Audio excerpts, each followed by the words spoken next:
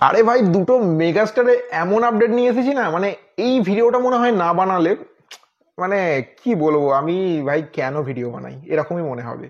কারণ আমি যে দুটো আপডেট পেয়েছি ভাই, দুটো মেগাস্টারের কি আপডেট! আরে বলে ভাই আগে আপডেট বল, এসব নাটকবাজি করবি না।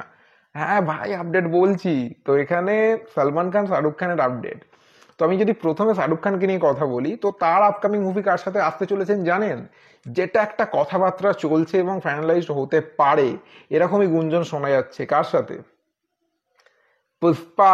আল্লু অর্জুন নয়, মানে বাদ দিন, ওর যে ডিরেক্টর আর কি, সুকুমার। তো সুকুমারের সাথে নাকি এসআরকে এর একটা মিটিং মতো হয়েছে এবং তাদের পরিকল্পনা হচ্ছে একটা সিনেমা বানানোর। কারণ পুষ্পা 3 তো এখন আসবে না, অনেক দেরি আছে, তার মাঝেই কিন্তু এসআরকে এর সাথে সিনেমা সে করতে পারে। তো ভাবুন, যদি আল্লু অর্জুনকে ওই রকম আইকনিক স্টার থেকে, মানে স্টাইল স্টার নাকি তার নাম ছিল, সেখান থেকে যদি তাকে এই রকম ধরনের একটা লুকে প্রোভাইড করতে পারে, যা যাই হোক ছাবড়ি লুক ছিল, ওটা বাদ দাও, বাট মুভি তো সে বানিয়েছিল, ভালো কামিয়ে নিয়েছে, আলাদা ব্যাপার, ডিরেক্টর ভালো।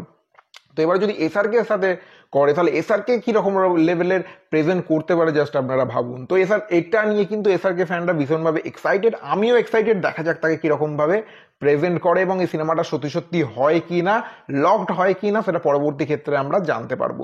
শোনা যাচ্ছে তবে তাদের মধ্যে তো কিছু একটা ভাই কুস্ত গড়বড় হয়ে দয়া হচ্ছে তাদের মধ্যে। তো এরপর সালমান খানের আপডেট। তো সালমান খানের সাথে কার? রাজকুমার হিরানি।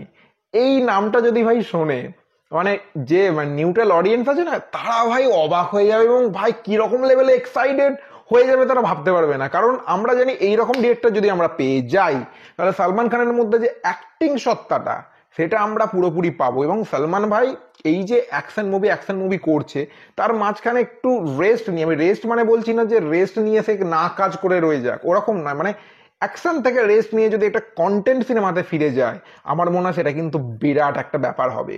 তো রাজকুমার হিরানির সাথে সালমান খান ভাবলেই ভাই এরা আলাদা রকম মজা প্রোভাইড করছে। লাস্টটা সিনেমার ডাঙ্কি খারাপ হলো, সে কিন্তু ডিরেক্টর ভালো। আমি চাইবো বিনোদ চোপড়া কিন্তু এই সিনেমার সাথে যেন যুক্ত হয়ে যায় ভাই, তাহলে আমার আর কিচ্ছু চাই না ভাই। তো যাই হোক, এখন থেকে এত কিছু না বলাই ভালো, মানে অনেকের আবার নজর লেগে যায় অ্যাডলিট, তো ভাই অনেকের নজর লেগে গিয়ে গেল। যাই হোক, তো এবারে দেখা যাক এই সিনেমাটা যতক্ষণ না অফিসিয়াল অ্যানাউন্সমেন্ট হচ্ছে বা ফ্লোরে যাচ্ছে। অফিসিয়াল অ্যানাউন্সমেন্ট অনেক সময় আগে হয় না, ফ্লোরে যাক, তারপরে ভাই মানে নিশ্চিন্ত হব। তো এই দুটো আপডেট আমি ভীষণভাবে হ্যাপি যে এই দুটো মেগাস্টার বড় বড় ডিরেক্টরের সাথে কাজ করুক এবং তাদের এই আর কতদিন তারা সিনেমা করবে, লাস্ট ফেজে তারা যেন ভালো ভালো ডিরেক্টরের সাথে ভালো ভালো রিমার্কেবল, মানে আলাদা রকমের এক একটা সিনেমা উপহার দিই, যেগুলো দেখে আমরা জাস্ট পাগলাই যাবো একদম। এই রকম ধরনের আমাদের চাই। তো আপনারা কি মনে হয় যে শুধুমাত্র অ্যাকশন নয় ভাই, কন্টেন্ট দাও। আমরা বজরঙ্গি ভাইজানকে কিরকম ভালোবেসেছি, সুলতানকে কিরকম ভালোবেসেছি, তো সেই রকমই সিনেমা আসুক, সেরকমই ভালোবাসবো। তো আপনাদের কি মনে হয় অবশ্যই কমেন্ট করে জানাবেন। তো এখন এখানেই দেখা হচ্ছে পরের কোনো ভিডিও, ততক্ষণ ভালো থাকবেন, সুস্থ থাকবেন, চ্যানেল নতুন সাবস্ক্রাইব করে পাশে থাকুন। তো এখনের মতো